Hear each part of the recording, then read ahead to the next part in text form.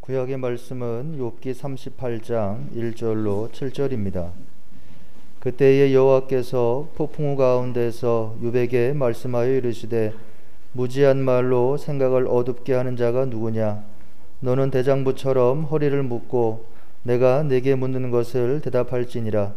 내가 땅에 기초를 놓을 때에 내가 어디 있었느냐? 내가 깨달아 알았거든 말할지니라. 누가 그것의 도량법을 정하였는지, 누가 그 줄을 그것의 위에 띄었는지 내가 아느냐? 그것의 주추는 무엇 위에 세웠으며 그 모퉁이 돌을 누가 놓았느냐? 그때의 새벽별들이 기뻐 노래하며 하나님의 아들들이 다 기뻐 소리를 질렀느니라. 아멘. 서신서의 말씀은 히브리서 5장 7절로 10절입니다. 그는 육체에 계실 때에 자기를 죽음에서 능히 구원하실 이에게 심한 통곡과 눈물로 간구와 소원을 올렸고 그의 경건하심으로 말미암아 들으심을 얻었느니라.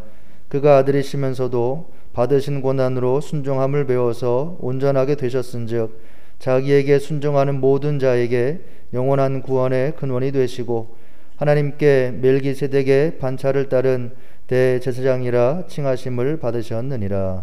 아멘. 복음서의 말씀은 마가복음 10장 35절로 45절입니다. 세베대의 아들 야고보와 요한이 주께 나와 여짜오되 선생님이여 무엇이든지 우리가 구하는 바를 우리에게 하여 주시기를 원하옵나이다. 이르시되 너희에게 무엇을 하여 주기를 원하느냐? 여짜오되 주의 영광 중에서 우리를 하나는 주의 우편에 하나는 좌편에 앉게 하여 주옵소서. 예수께서 이르시되 너희는 너희가 구하는 것을 알지 못하는도다. 내가 마시는 잔을 너희가 마실 수 있으며 내가 받는 세례를 너희가 받을 수 있느냐? 그들이 말하되 할 수 있나이다. 예수께서 이르시되 너희는 내가 마시는 잔을 마시며 내가 받는 세례를 받으려니와 내 좌우편에 앉는 것은 내가 줄 것이 아니라 누구를 위하여 준비되었든지 그들이 얻을 것이니라.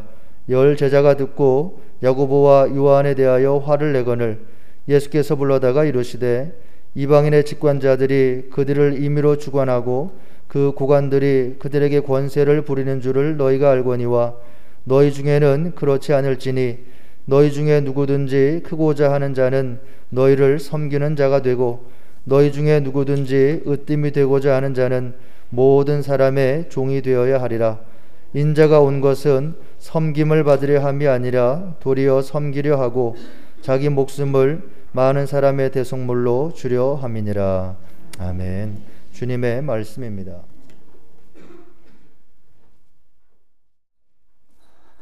날씨가 많이 추워졌습니다. 가을이 없어진 것 같아요. 제가 지난주 제 설교문을 받아보시는 분들한테 편지를 쓰면서 요즘 우리는 아열대 기후를 지나고 있는데 나중에 제가 두리안도 심고 망고도 심고 해서 농사를 지어볼 테니까 필요하신 분들 말씀하시라고 그럼 내가 두리안도 보내드리고 하겠다고. 그 아열대성 기후를 느껴질 만큼 습하고 무더운 그런 날씨가 계속 되다가 이렇게 갑자기 찬바람이 불고 하니까 우리나라의 사계가 좀 무뎌져 간달까 아니면 혼란을 겪고 있달까 그런 느낌을 받습니다. 지구온난화에 따른 어떤 기후변화 이런 것들이 몰고 온 어찌 보면 불행이고 참상이라고 볼 수 있겠는데 이럴 때일수록 이런 상황을 보면서 하나님 앞에서 겸손해야 되겠다. 창조 질서를 어지럽히지 말고 질서에 순응하는 삶을 살아야겠다. 그런 생각을 더 하게 돼요. 그 윌리엄 세논이 쓴 토마스 머튼의 생애와 작품에 보면 토마스 머튼은 그 베를린 출신의 미국 사회주의 철학자인 헤르베르트 바르쿠제가 말한 자유의 세 가지 방식, 거기서 실마리를 얻어서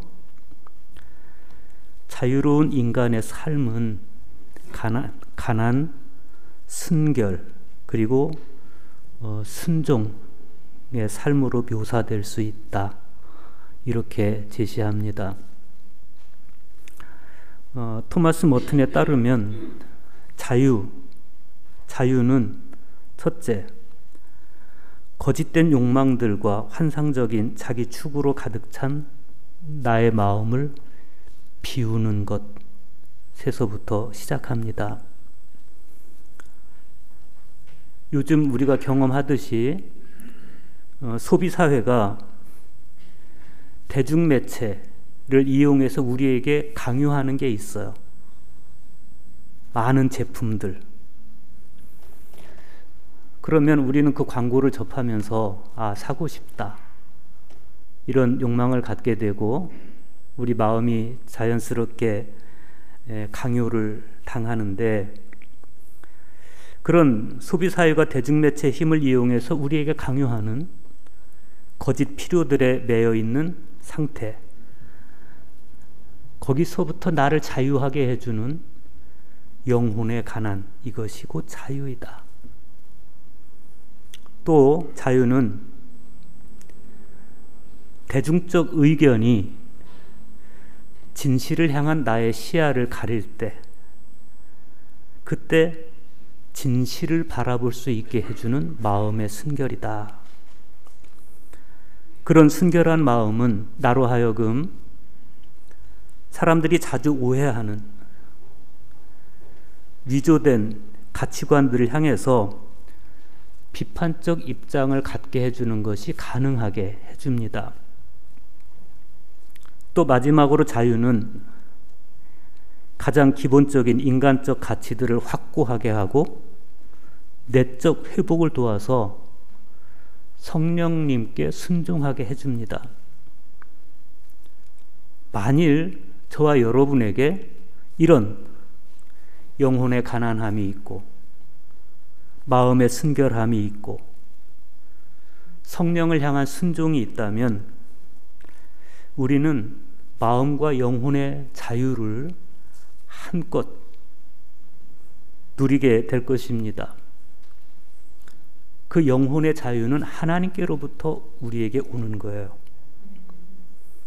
그런데 우리에게 영혼의 가난함도 없고 마음의 순결함도 없고 성령을 향한 순종도 없다면 이내 우리 마음도 우리 영혼도 자유함을 상실하게 되고 표류하는, 그러니까 대중매체가 우리에게 보여주는 것에 따라서 휘둘리고, 그리고 사회에 문화화되어가는 것들에 의해서 나의 감성이 흔들리고 판단력이 흔들리는, 그러면서 점차 자유로부터 멀어지고 오히려 우리 마음이 옥죄어져 가는 그런 존재가 될 수 있어요. 오늘 복음서에 나오는 제자들에게서 보여지는 것이 바로 그런 모습들입니다. 지금 예수님은 예루살렘을 향해서 걷고 계십니다. 이 길 끝에는 죽음이 당신을 기다리고 있습니다. 이 길을 걸어오는 동안에 예수님께서는 3번에 걸쳐서 당신의 순환과 죽음에 대해서 말씀하셨습니다. 하나님의 아들이, 하나님이신 그분이 하늘 보좌를 버리고 세상에 내려와서 고난을 당하고 마침내 죽임까지 당함으로써 세상에 평화를 주고, 너희 또한 내 희생이 의미하는 것을 깨달아서 겸손하게 저마다 자기 분량의 십자가를 지고 나를 따름으로써 너희는 세상에 평화를 주는 존재가 될 수 있다. 그런 의미입니다. 그런데 어찌된 일인지 예수님 제자들은 번번이 예수님 말씀을 가슴에 담아두지 않고 흘려보내요. 제자들은 예수님의 말씀을 깨닫지 못했을 뿐만 아니라 묻기도 두려워했다. 이렇게 마가는 이야기합니다. 이렇게 예수님께서 당신의 순환을 예고하실 때마다 번번이 드러나는 제자들의 엉뚱한 반응, 그리고 그에 대한 제자도에 대한 담화로 이어지는 이런 패턴은 성경에서 여러 번 목격되고 있어요. 우리가 성령 강림 후 17번째 주일에 보았던 그 말씀도 마찬가지예요. 예수님께서 가버나움의 한 집에 들어가셨을 때 제자들에게 물어보세요. 너희가 길에서 서로 토론한 게 무엇이냐? 그때 제자들이 대답을 못해요. 왜 대답을 못합니까? 자기들이 토론한 게 자기들이 보기에도 잘못됐거든. 뭘 토론했어요? 우리 중에 누가 더 큰 자냐? 우리 중에 누가 더 높은 자리에 오를 수 있겠냐? 그걸 토론했어요. 예수님은 고난에 대해서 얘기하시는데 자기들은 높아지고자 하는 욕망을 토론했습니다. 그래서 대답을 못하는데 그때도 예수님은 누구든지 첫째가 되고자 하면 무사람의 끝이 되며 무사람을 섬기는 자가 되어야 한다라고 간곡하게 당부하셨습니다. 그런데 채 몇 시간이나 지났다고 예수님의 그 당부가 무색해져 버리는 그런 상황이 벌어져요. 그게 바로 오늘 복음서의 말씀입니다. 35절 보십시오. 세베대의 아들 야고보와 요한이 주께 나와 여짜오되 선생님이여 무엇이든지 우리가 구하는 바를 우리에게 하여 주시기를 원하옵나이다. 야고보와 요한은 자신들이 예수님께 특별한 사랑을 받고 있다고 생각했습니다. 그렇게 생각해도 그다지 무리는 아닌 것이 다른 제자들은 보지 못했던 예수님께서 변화사 안에서 그 얼굴이 해와 같이 변하는 그 예수님의 모습을 자기들만 본 거예요. 베드로와 함께. 자기 세 사람만 봤어요. 그것뿐만 아니라 감추어진 신비를 다른 제자들보다 이 야고보와 요한은 더 많이 알고 있었고 더 많이 보고 있었고 자신들 또한 더 없는 사랑으로 주님을 따르고 있었고 그만큼 예수님도 우리를 사랑하신다고 믿고 있었던 겁니다. 그런 우월감이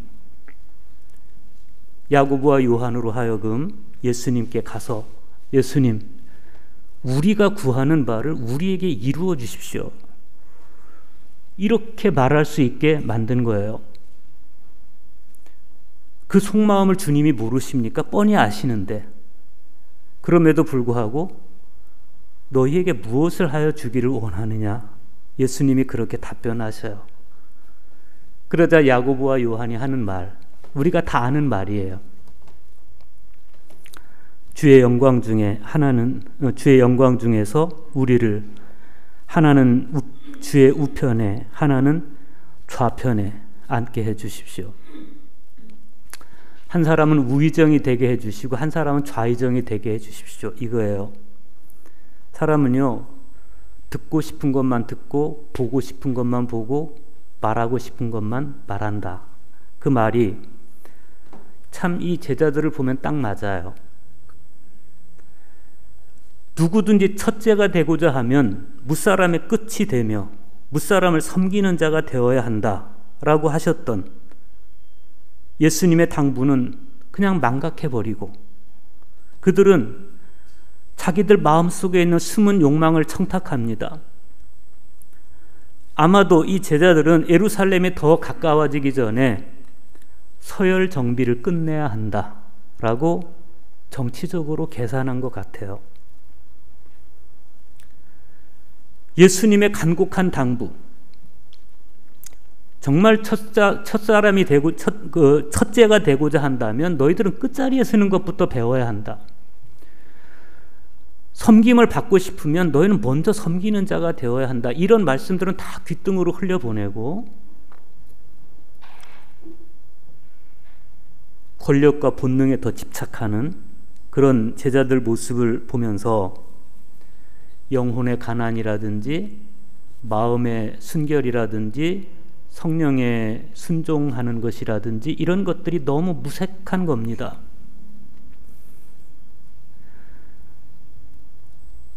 야고보와 요한의 이 요구에 대해서 성 아우구스티누스는 요한복음 강해에서 그런 말을 해요. 그들이 목표는 보면서도 길은 보지 못했다. 목표는 높은 데 두고 정작 자기들이 가야 할 길은 보지 못했다. 혹은 그 목표에 도달하는 진정한 길은 보지 못했다. 예수님도 같은 취지의 말씀을 하세요. 너희는 너희가 구하는 것을 알지 못하는도다.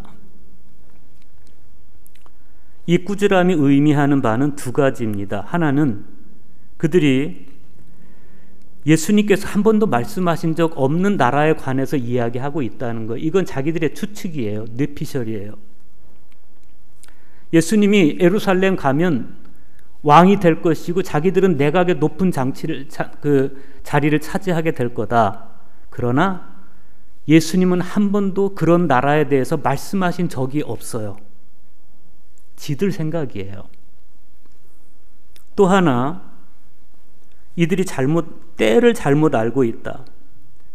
지금은 고난과 피를 흘려야 할 때이지 높은 자리를 탐할 때가 아니라는 겁니다. 주님의 나라가 어떤 나라인지, 주님의 좌우편이 어떤 자리인지도 모르면서 그냥 그 자리를 차지하려는 야욕에만 불타있는 이 제자들의 모습은 영적으로 어두운 모습입니다. 우리도 주님의 뜻을 그냥 추측하고 주님을 따라간다면 이렇게 영적 어둠 속에서 막연하게 따라갈 수밖에 없어요. 끊임없이 오해하면서 내 욕망을 주님의 뜻이라고 합리화해 가면서 그럴 수 있어요. 야고보와 요한이 그걸 보여줘요. 가장 사랑받았다는 두 제자가 그걸 보여주고 있어요. 우리의 그런 가능성을 보여주고 있어요. 예수님께서 뭐라고 말씀하십니까? 내가 마시는 잔을 너희가 마실 수 있으며 내가 받는 세례를 너희가 받을 수 있느냐? 여러분은 예수님의 이 질문에 대해서 어떻게 생각하십니까? 여러분 뭐라고 대답하실 것 같습니까? 야고보와 요한은 한번 욕망의 마음이 빼앗겨야 되니까 예수님 질문에 그 무게감도 달아보지 않은 채 할 수 있습니다. 이렇게 대답해요. 할 수 있습니다. 예수님이 마시는 잔을 우리도 마실 수 있습니다. 예수님이 받는 세례를 우리도 받을 수 있습니다. 이렇게 말해요. 겁도 없이.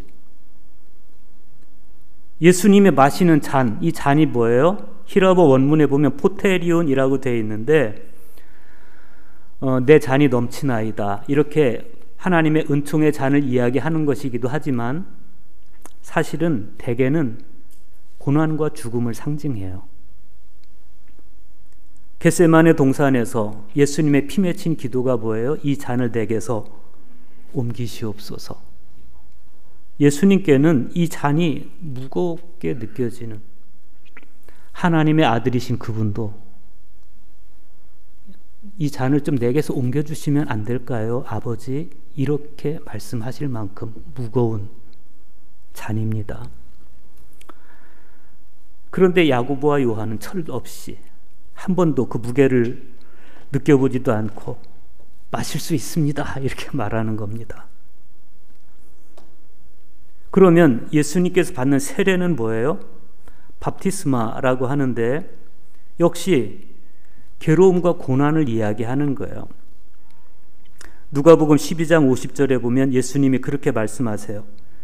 나는 받을 세례가 있으니 그것이 이루어지기까지 나의 답답함이 어떠하겠느냐. 내가 받을 세례가 있는데 그 세례가 이루어지는 과정에서 나의 답답함이 어떠하겠느냐. 여기서의 세례는 주님의 순환과 십자가 죽음이에요. 이게 세례예요. 그런데 겁도 없이 받을 수 있습니다. 마실 수 있습니다. 이렇게 말해요. 야고보와 요한이 욕망에 부푼 대답입니다. 토마스 머튼의 묘사대로라면 지금 제자들은 그릇된 욕망에 사로잡혀서 점차 마음에서 자유를 잃어가고 있어요. 성경은 뱀의 유혹을 받은 하와가 선악과를 봤을 때 먹음직도 하고 보암직도 하고 지혜롭게 할 만큼 탐스럽기도 했다. 이 야고보와 요한의 마음이 꼭 그 마음이에요. 먹음직도 하고 보암직도 하고 지혜롭게 할 만큼 탐스럽기도 한 그 자리에 우리를 좀 앉혀주시면 안 되겠습니까? 심지어 주님이 말씀하시는 잔과 세례도 그렇게 미혹된 눈으로 바라보면서 할 수 있습니다 라고 이야기를 하는 거예요. 그런데 예수님은 그들의 이 대답을 진실하게 받아주세요. 그리고 이렇게 말씀하십니다.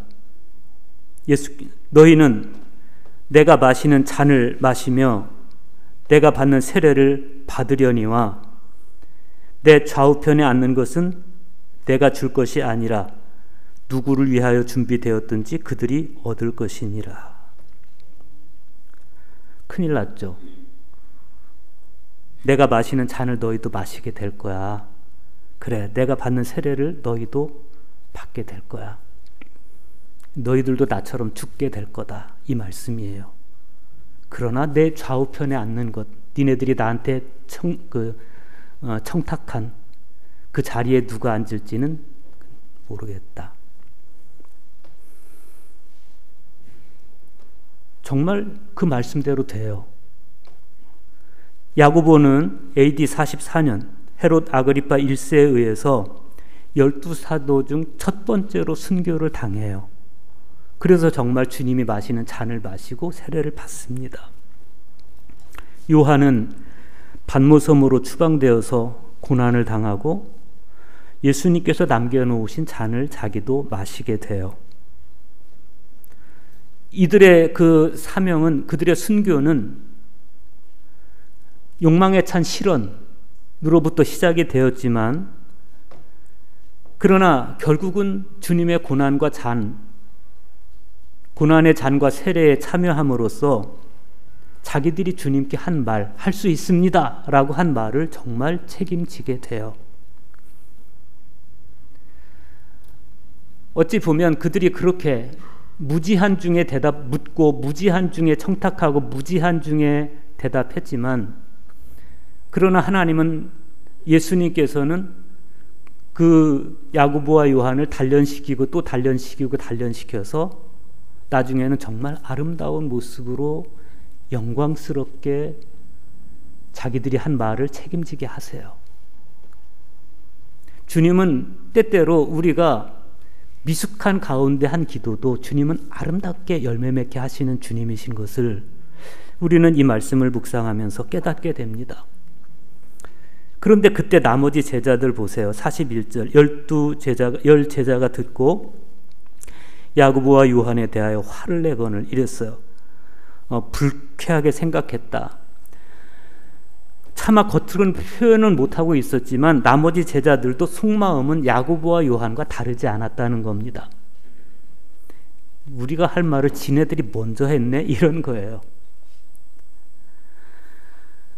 예수님께서 뭐라고 말씀하십니까? 42절과 45절 보십시오. 예수께서 불러다가 이르시되 이방의 집권자들이 그들을 임의로 주관하고 그 고관들이 그들에게 권세를 부리는 줄을 너희가 알거니와 너희 중에는 그렇지 않을지니 너희 중에 누구든지 크고자 하는 자는 너희를 섬기는 자가 되고 너희 중에 누구든지 으뜸이 되고자 하는 자는 모든 사람의 종이 되어야 하리라.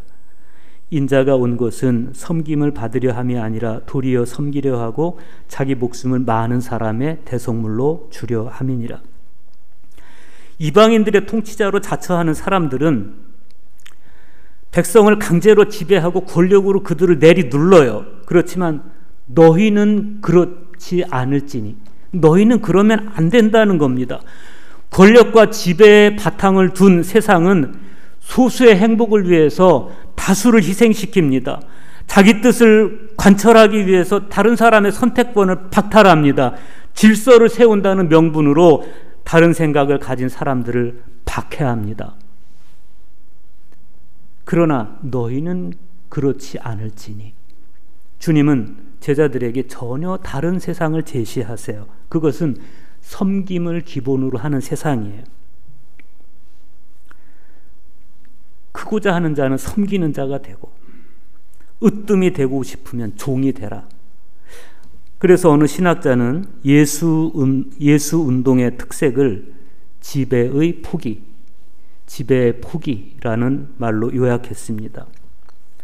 차별과 분리를 야기한 모든 요인이 제거되어서 모두가 형제 자매의 우애로 살아가는 세상, 그것만이 예수님이 꿈꾸신 세상입니다.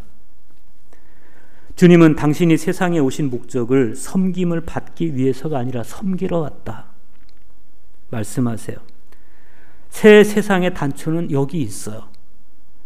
누군가의 유익을 위해서 나를 내놓는, 나의 희생을 내놓으려는 사람이 많아지면 세상은 아름답게 변해갑니다. 그리스도인이란 바로 그 일에 초대받은 사람이에요. 그런데 세상 질서 안에서 보면 바보 같은 모습이에요. 바보 같은 모습. 그래서 이 세상 질서 안에서 보면 예수님께서 가신 길은 매력이 없어요.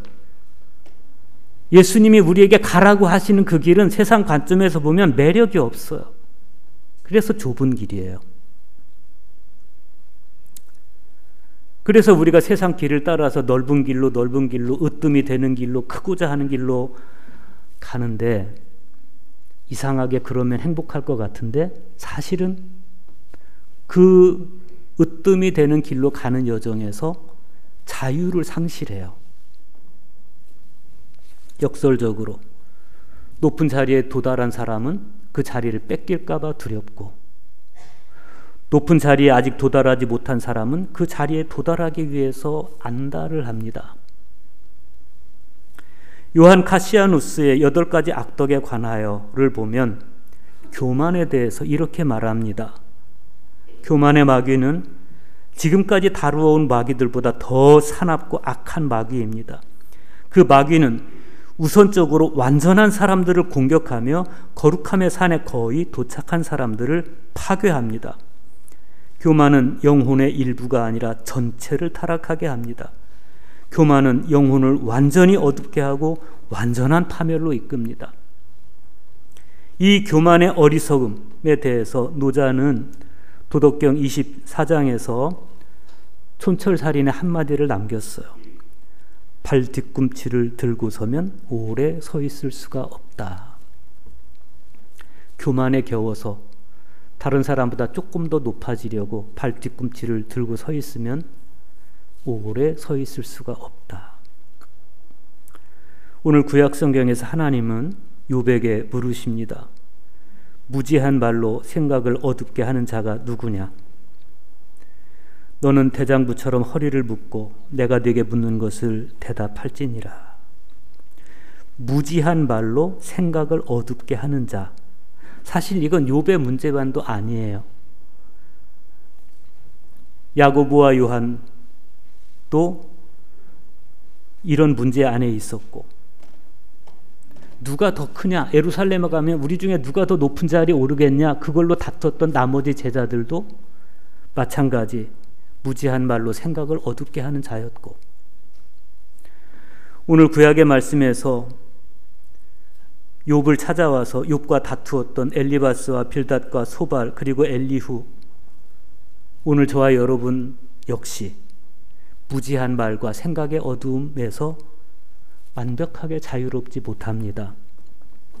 그런 측면에서 욥에게 묻는 하나님의 질문을 우리는 냉정하게 성찰해야 됩니다.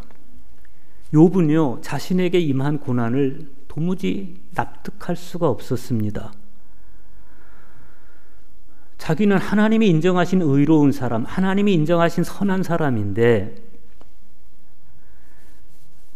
내가 왜 이런 고난을 당해야 되지? 이렇게 착한 내가, 이렇게 의로운 내가, 이런 거예요.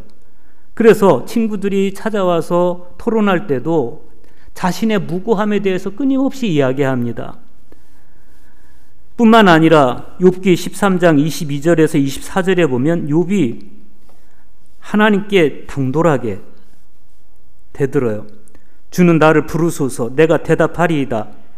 혹 내가 말씀하게 하시옵고 주는 내게 대답하옵소서. 나의 죄악이 얼마나 많으니이까 나의 허물과 죄를 내게 알게 하옵소서. 주께서 어찌하여 얼굴을 가리시고 나를 주의 원수로 여기시나이까. 이러면서 하나님께 막 대드는.